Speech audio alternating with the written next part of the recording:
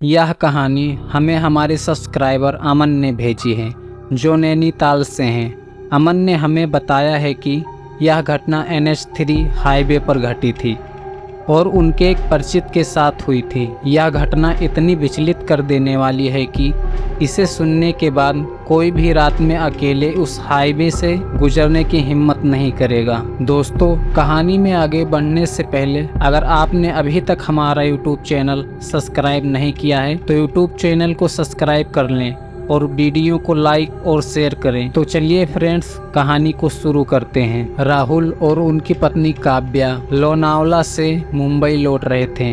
उनके साथ उनके दोस्त अजय और सीमा भी अपनी गाड़ी में थे, जो थोड़ी दूर पर चल रहे थे। NH3 हाईवे पर बारिश हो रही थी और रात का समय होने के कारण हाईवे लगभग सुनसान था। अचानक राहुल की गाड़ी रुक गई। राहुल गाड़ी से उतरकर इंजन को चेक करता है, लेकिन इंजन में कोई समस्या नजर नहीं आई। उसी समय काव्या की नज़र सड़क के किनारे खड़ी एक लड़की पर पड़ी। वह दुल्हन के लिबास में थी।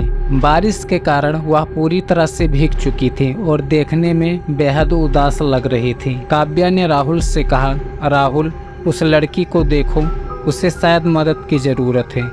राहुल ने लड़की को देखा और थोड़ा हिचकिचाते हुए गाड़ी रोकी।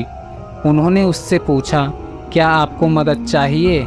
लड़की ने बिना कुछ कहे गाड़ी में बैठने की इजाज़त मांगी, पर वह बहुत शांत थी और उसके चेहरे पर अजीब सा डर था।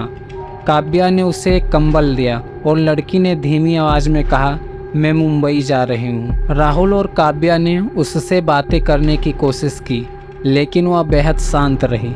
गाड़ी में ठंडक बढ़ने लगी, जबकि बारिश रुक चुकी थी। तभी राहुल के फ़ोन पर उनके दोस्त अजय का मैसेज आया, तुम्हारे आगे वाली सीट पर कौन बैठा है?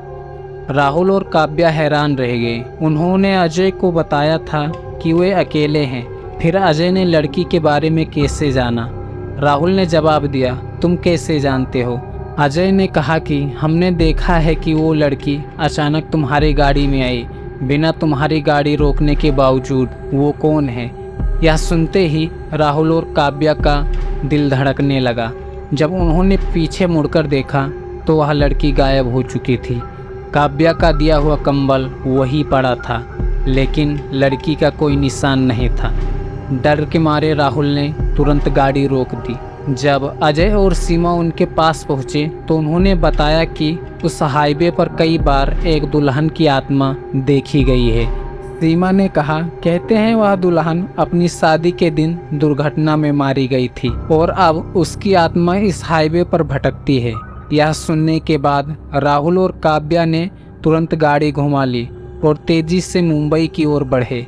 अगले दिन राहुल और काव्या को एक खबर मिली कि जिस जगह पर उन्होंने वह लड़की देखी थी, वहां हाल ही में एक और दुल्हन की दुर्घटना में मौत हो गई थी।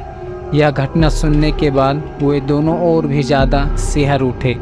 आज भी NH3 हाईवे पर रात के समय लोग उस दुल्हन की आत्मा को भटकते हुए देखने का दावा करते हैं। इस घटना के बाद अमन कहते हैं कि वे अब कभी भी रात में अकेले इस हाईवे पर सफ़र नहीं करेंगे। तो फ्रेंड्स, कहानी कैसी लगी कमेंट में बताएं, और अगर आपके पास